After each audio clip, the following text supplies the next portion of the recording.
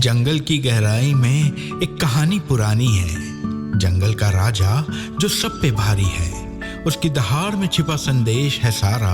मैं भी बाघ है अनुभूति का नारा।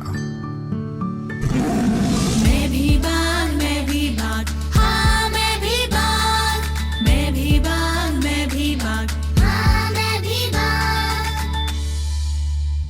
अपनी शक्ति को पहचान, बचाएंगे हम ये पर्यावरण ये वन।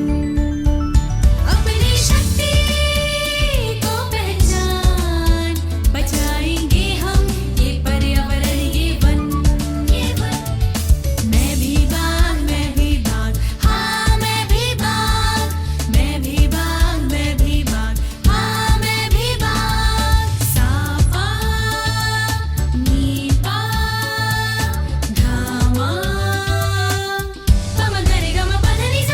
जंगल का राजा बनाए रखे संतुलन, वन्य जीव और पेड़ों का करे संरक्षण।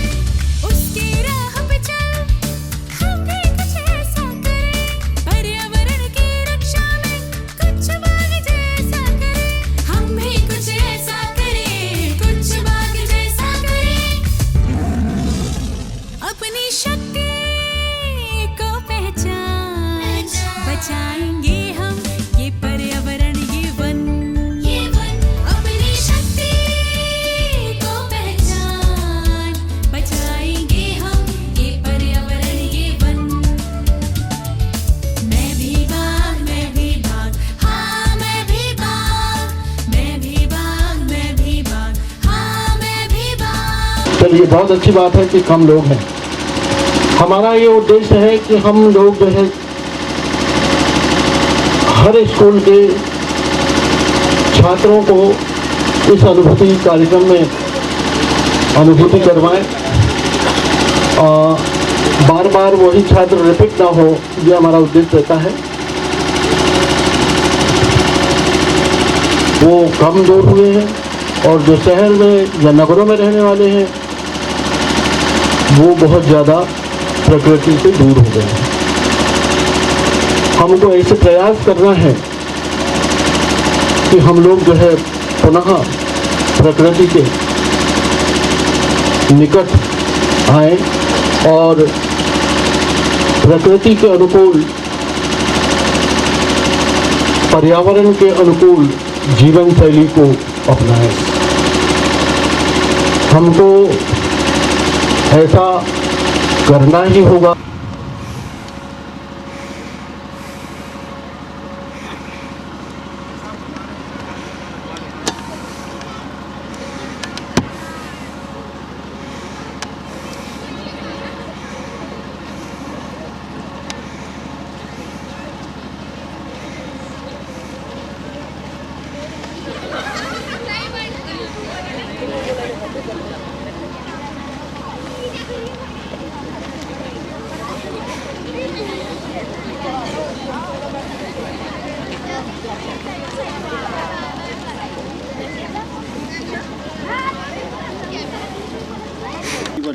इस पृथ्वी पर चलते हैं उनके बारे में बात करें।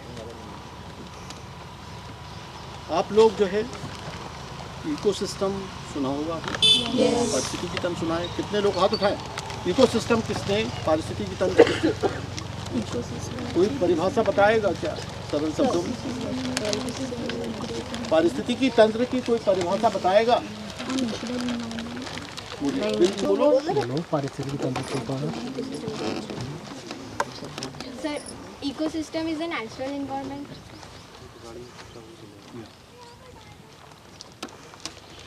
नेचुरल एनवायरनमेंट, ठीक। इको सिस्टम का क्या मतलब होता है पहले बता। उसको हिंदी में तंत्र कहेंगे। सिस्टम यानी कोई लगातार चलता हो ना, उसको हम सिस्टम कहते हैं ना। जैसे सर्कुलेटरी सिस्टम, रेस्पिरेटरी सिस्टम, है ना। तो सबसे पहले इकोसिस्टम की सरल भाषा, इकोसिस्टम का नाम किसी ने सुना है? किसी ने नाम सुना है क्या? मेरी तरफ ध्यान देंगे बेटे। पारिस्थितिकी तंत्र का नाम आप लोगों ने नहीं सुना होगा, है ना, छोटे बच्चे हैं, नहीं सुना होगा। तो हम इसको बिल्कुल सरल भाषा में आपको मतलब समझाते हैं कि ये दुनिया में जितने भी जीवन चलते हैं, चाहे वो वनस्पति का जीवन हो, चाहे वो जीव जंतुओं का जीवन है ना, वो एक दूसरे से क्या है, बिल्कुल एक दूसरे से जुड़े हुए हैं, है ना। अगर एक नहीं है,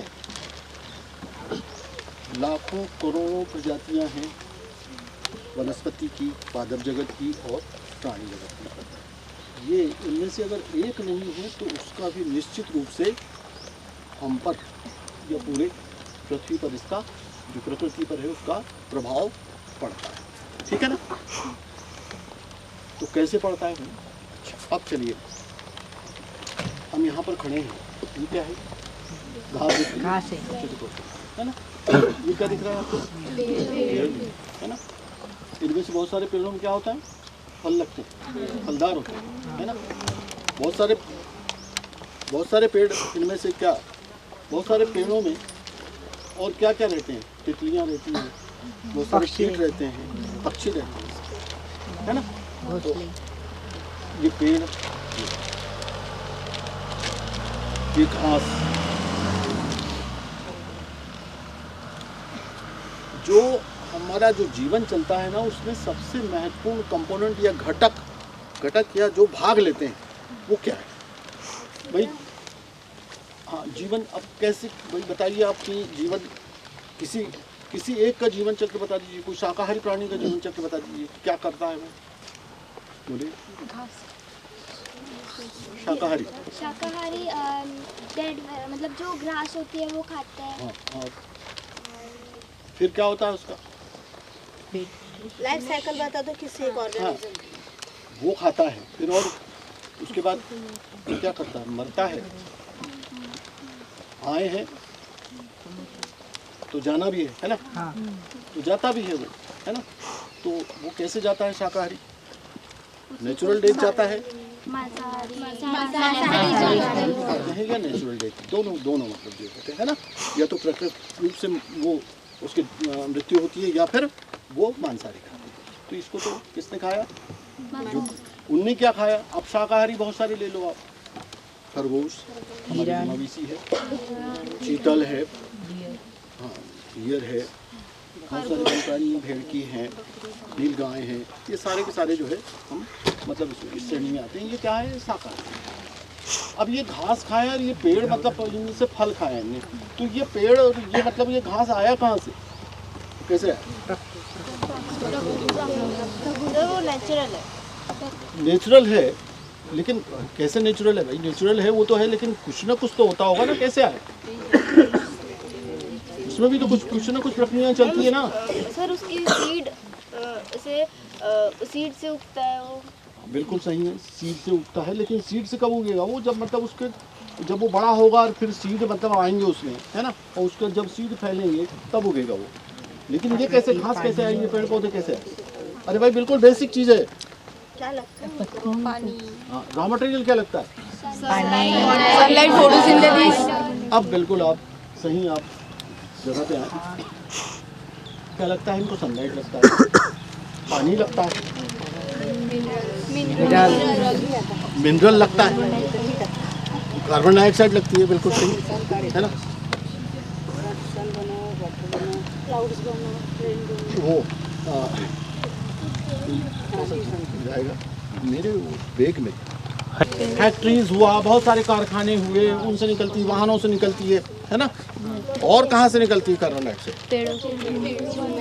पेड़ों से भी निकलती है, और हम लोग जो है श्वसन करते हैं उससे भी निकलती है, ठीक है ना। तो ये जो पृथ्वी में क्या क्या है? मिनरल्स है, खनिज है, बहुत सारे, पानी है इसमें, है ना। अब वो बीज जो गिरता है, ये बीज किसने बनाया? ये नेचुरल है ना, ये नेचुरल बीज गिरा, ये घास के बीज गिरे या इसके बीज गिरे, तो ये क्या होंगे? पानी लेंगे और क्या कहते हैं, मिनरल्स लेंगे, है ना। और क्या लेंगे? कार्बनिक पदार्थ भी लेंगे ना, मिनरल्स भी लेंगे, और है ना। फिर उसके बाद में क्या करेंगे?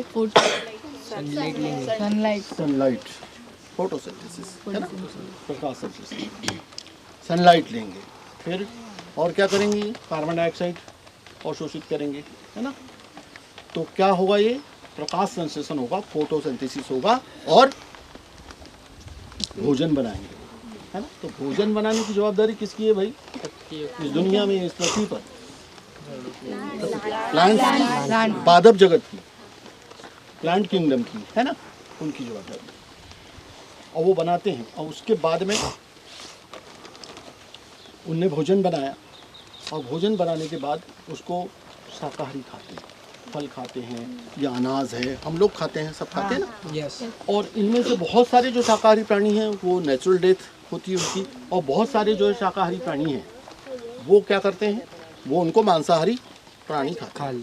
तो जो छोटे मांसाहारी प्राणी हैं उनको छोटे मांसाहारी खाते हैं, और जो बड़े मांसाहारी प्राणी हैं वो उनसे छोटे वालों को खाते हैं वो, है ना।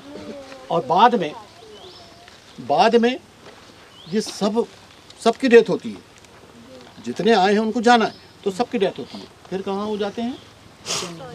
फिर जमीन में, सॉइल में। अब सॉइल में कैसे जाते हैं भाई? इसका जो जोर से बोलो ना।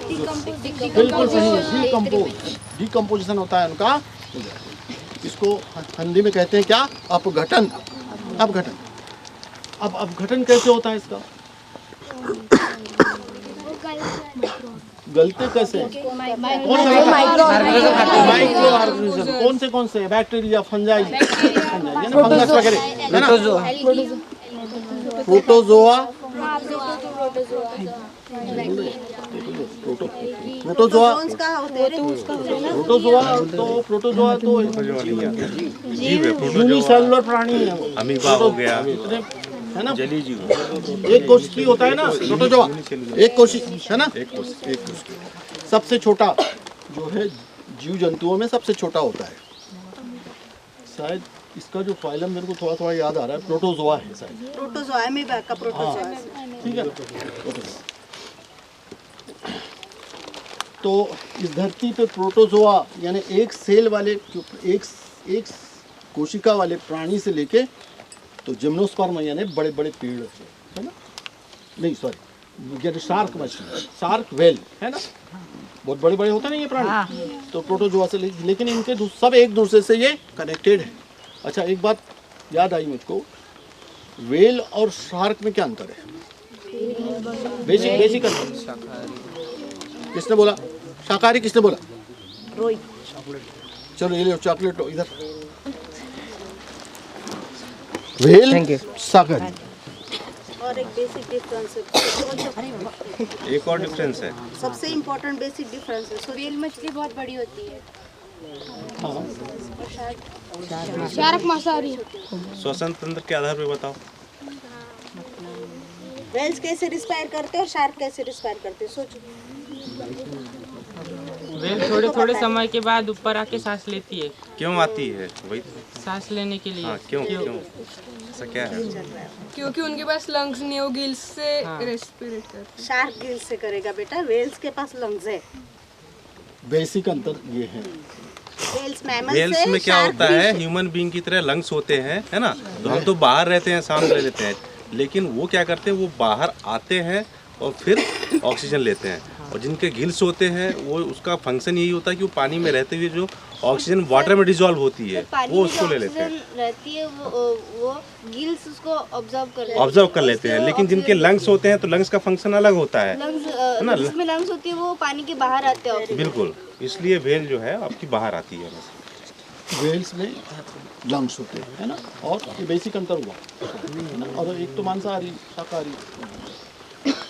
फिर उसके बाद में हम बात कर रहे थे कि फोटोसिंथेसिस करते हैं, तो अब इसके बाद ये क्या लास्ट में कहाँ गए सब पूरे? मांसाहारी जमीन, डिकम्पोजर, है ना, इस पे आए थे हम लोग।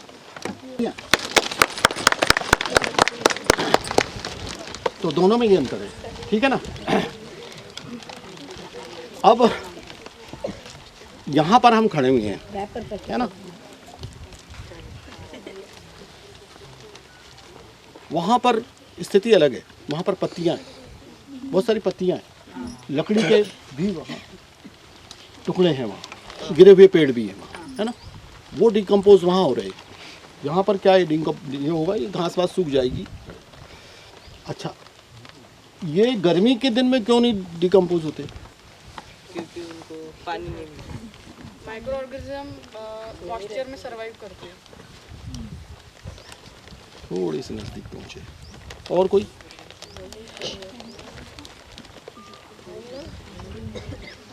जल्दी। गर्मी के दिन में क्यों नहीं और वर्षा ऋतु में क्यों डिकम्पोजिशन?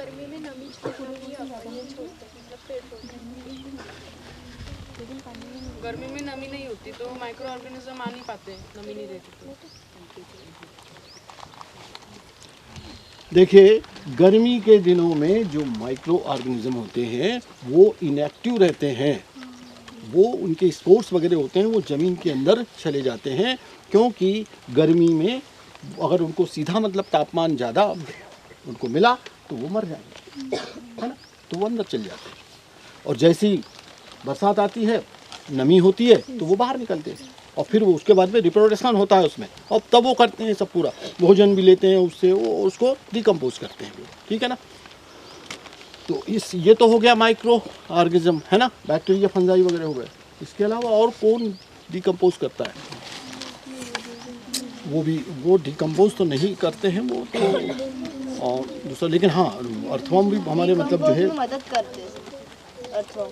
अर्थवॉर्म जो है, हाँ वो भी बहुत सारे छोटे छोटे वो खाते हैं, जीव जंतु खाते भी हैं वो, और मिट्टी ऑर्गेनिक पदार्थ भी खाते हैं वो, है ना। और फिर उसके बाद में जब वो खाने के बाद में पचाकर जो निकालते हैं वो बहुत ही ज़्यादा क्या होता है, वो बहुत ज़्यादा पेड़ पौधों के लिए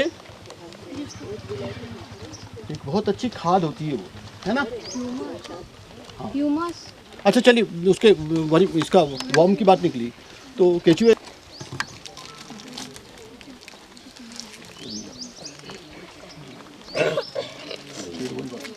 थैंक यू। पोरोसिटी बढ़ाते हैं, जो बहुत ज़्यादा महत्वपूर्ण है, पोरोसिटी को बढ़ाते हैं, वो बहुत ज़्यादा महत्वपूर्ण है। अब अगर मान लीजिए, मैंने आपको क्या बताया था कि हम लोग सब जुड़े हुए हैं, वनस्पति और हम लोग सब जितने जीव जंतु सब जुड़े हुए हैं। मान लीजिए ये बैक्टीरिया और फंजाई नहीं है, तब क्या होगा? अच्छा, डिकम्पोज नहीं होंगे वो जो भी है, तो क्या होगा? प्लांट्स नहीं होंगे। अरे भाई, सब तो क्या बनता क्या है? ह्यूमस बनता है ना, ह्यूमस बनता है जो मिट्टी को उपजाऊ बनाती है। अच्छा, मिट्टी कैसे बनती है? मिट्टी कैसे बनती है? प्रोसेस का नाम बताऊं ना, मैडम ने भी पढ़ा है। मिट्टी तो सामान्य रूप से जो चट्टाने हैं, मतलब जो चट्टाने गर्मी और ठंडी मतलब जो है तो उससे मतलब जो है वो टूटती जाती है और मिट्टी बनती है। नदी नालों में रेत बनती है, रेत भी मतलब एक तरह से बाद में मिट्टी, वो भी एक मिट्टी का स्वरूप। लेकिन इसमें क्या है कि जब तक कि ह्यूमस नहीं होगा, खाद नहीं होगी, तब तक के जो है ये उपजाऊ नहीं रहती, ठीक है ना। ठीक है, तो अगर मान लीजिए डिकम्पोजर नहीं रहे तो क्या होगा? ठीक है ना। अब एक बात बताइए कि रेगिस्तान, थार का मरुस्थल, है ना, तो जहाँ डिकम्पोजर है, जहाँ पर पेड़ पौधे हैं, हम लोग जो है यहाँ पर, जहाँ पर हम लोग रह रहे हैं, मध्य प्रदेश में रह रहे हैं, यहाँ पर सब कुछ है, पेड़ पौधे हैं, है ना। चलो इधर आओ, इधर आओ, ये इसको ये, हाँ ये तू बेटा इधर आ रहा है यार, हाँ उधर कहाँ, ऐसे आओ इधर। फिर मैं भूल ही गया, क्या बताऊँ? रेगिस्तान। थार मरुस्थल, जितने भी मरुस्थल है, तो यहाँ पर जो जीवन चल रहा है, आप देखेंगे यहाँ पर जो जीवन चल रहा है, हम लोग जो है किसी प्रकार की हमको कोई परेशानी या दिक्कत नहीं लग रही है ना, हमारा जीवन अच्छे से चलता है। और जो भी वन्य प्राणी वगैरह हैं, जब तक कि कोई शिकार ना करे तब तक कि वो भी अच्छे से मतलब उनका जीवन चलता है। लेकिन मरुस्थल में क्या होता है? मरुस्थल में जीवन क्या होता है? घसीटता है, चलता नहीं है, ठीक है ना। मतलब घसीटना पड़ता है, वहाँ जीवन नहीं चलता है। तो वहाँ क्या है? वहाँ पर कुछ है ही नहीं आपके, ना तो आपके कोई मतलब इकोसिस्टम है। तो क्या होगा वहाँ पर? छोटी मोटी कहीं घास आ जाती है तो वो उसको कहीं वो जाते हैं। तो इकोसिस्टम के बारे में हम तो सरल भाषा में बताते हैं भाई, बिल्कुल सरल भाषा में, है ना। आप समझ रहे हैं ना आप लोग? तो इसके बारे में समझना बहुत जरूरी है ना। तो मैंने आपको बताया था क्या। अब देखिए, जो इकोसिस्टम का हिंदी क्या होता है? पारिस्थितिकी तंत्र। अब बिल्कुल सीधा सीधा है। पारिस्थितिकी तंत्र का क्या, अगर हम उसका शाब्दिक अर्थ निकालेंगे तो परिस्थिति के अनुसार चलने वाला तंत्र। जैसे यहाँ पर यहाँ की जो परिस्थिति उसके अनुसार चलेगा, वहाँ पर वहाँ चलेगा, है ना। तो इसके दो प्रकार के मुख्य रूप से होते हैं। कौन से प्रकार के? दो प्रकार के। कौन से प्रकार के? Sir plant and animal. थल में और जल में। क्या अंग्रेजी में क्या बोलते हैं? दो, है ना। अब देखिए कि जैसे थल है, अब जैसे यहाँ जंगल की बात करें तो थल में भी देखिए, थल में भी बहुत सारे प्रकार हैं। तो मुख्य रूप से क्या है कि फॉरेस्ट, है ना। एक तो ठंडे प्रदेश हो गए, रेगिस्तान हो गए, है ना। अब उसके बाद भी जैसे हमारा बगीचा है, बगीचा में अलग तरह से चलता है पारिस्थितिकी तंत्र। और ये पारिस्थितिकी तंत्र कैसे चलता है? इसमें खाद्य श्रृंखलाएं होती है या खाद्य जाल, ठीक है ना। फूड वेव, फूड चैन जानते हैं कि नहीं जानते? फूड चैन जानते हैं? खाद्य श्रृंखला। तो वो क्या है? जैसे ये हो गए कौन से, ये जो घास और ये पेड़ पौधे कौन क्या हुए? ये उत्पादक, प्रोड्यूसर, ये यानी उत्पादन करने वाले हो गए। कंज्यूमर यानी उपभोक्ता, जितने शाकाहारी हो गए वो प्राइमरी या प्राथमिक उपभोक्ता कहलाए। फिर उसके बाद में सेकेंडरी उपभोक्ता, द्वितीयक, और फिर तृतीयक उपभोक्ता, है ना, बड़े जो सबसे ऊपर टॉप पे। तो यहाँ जंगल में जो खाद्य श्रृंखला चलती है उसमें सबसे टॉप पे कौन रहेगा? सबसे टॉप पे, सबसे ऊपर खाद्य श्रृंखला में। खाद्य श्रृंखला बताया मैंने, देखो खाद्य श्रृंखला चली, उसने खाया, उसने खाया, वो मांसाहारी ने खाया, फिर नीचे आए वो, फिर उसका टाइगर, किसी ने बताया नहीं, वैसे बहुत सरल था लेकिन फिर भी बनता है। तालियां बजाओ। सबसे ऊपर टाइगर, है ना। अब एक सबसे महत्वपूर्ण है, बीच बीच में कुछ याद आ जाता है इसलिए थोड़ा सा टूट जाता है, फिर भी लेकिन बताना जरूर रहता है।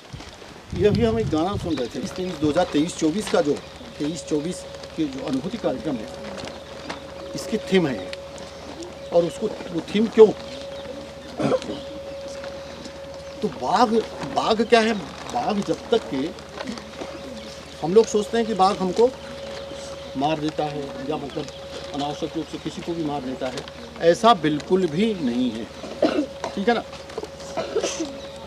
उसमें आप वो गाने को अगर अच्छे से सुनेंगे तो उसमें पता लगेगा कि बाघ क्या क्या करता है। ठीक है, सबसे पहले जो बाघ है वो जितनी आवश्यकता है, ध्यान से सुनिए आप लोग, जितनी आवश्यकता है उतना ही भोजन या उतना ही शिकार करता है, उससे ज़्यादा वो शिकार नहीं करता। तो ये हमारे लिए सीखने वाली बात है, ठीक है। फिर उसकी एक टेरिटोरी रहती है, सीमा, मालूम है कि नहीं मालूम? एक बाघ की एक सीमा रहती है निर्धारित। वो मेरा ख्याल है पेंच नेशनल पार्क में वर्तमान में 7 स्क्वायर किलोमीटर की हो चुकी है। और वो ये सीमा काय पे निर्धारित होती है? ये भोजन की उपलब्धता के आधार पर। अगर ज़्यादा वन्य प्राणी है शाकाहारी तो उसकी सीमा छोटी है, कम है तो बड़ी होगी, ठीक है ना। तो वो एक तो अपनी सीमा में रहता है और सीमा में किसी को वो आने नहीं देता। अगर कोई आता है तो उसको अटैक करता नहीं। दूसरा टाइगर भी आता है, तो उस पर अटैक करता है वो, उससे झगड़ा होता है। और फिर अब झगड़े में तो यही है कि कौन जीतेगा। अगर वो सामने वाला ताकतवर होगा तो वो जीत जाएगा, लेकिन सामान्य तौर पर वो अपनी टेरिटोरी में, अपनी सीमा में किसी को नहीं आने देता, ठीक है। तो अब वो क्यों नहीं आने देता? वो भोजन का है ये, तो इसलिए क्या है, वैसे मैं जैसे हमारा गांव की कैपेसिटी है, गांव के आसपास हमारा खेत लगे हुए हैं, है ना, उससे ये सीखने की बात कर रहा हूँ मैं। खेत लगे हुए है, हमारा जो खेत से उत्पादन होता है, तो वहाँ की जो आबादी है ना, तो वो आबादी के अनुसार वो उत्पादन होता है। ये है कि अब अपन जो है हाईटेक तरीके से मतलब उत्पादित करते हैं, बहुत सारी चीज़ें तो बाहर भेजेंगे तो निश्चित रूप से उसका फायदा भी मिलेगा। लेकिन जो हमारी ज़मीन है हमारे गांव की आबादी के अनुसार हमारा बिल्कुल सही, इसलिए हम बाहरी लोगों को नहीं, मतलब हमारी सीमा में नहीं आने देना चाहिए, ये मतलब सिद्धांत है। लेकिन आजकल ऐसा होता नहीं है, ठीक है। इससे एक तो ये सीखने को मिलता है, ठीक है ना। उसके बाद में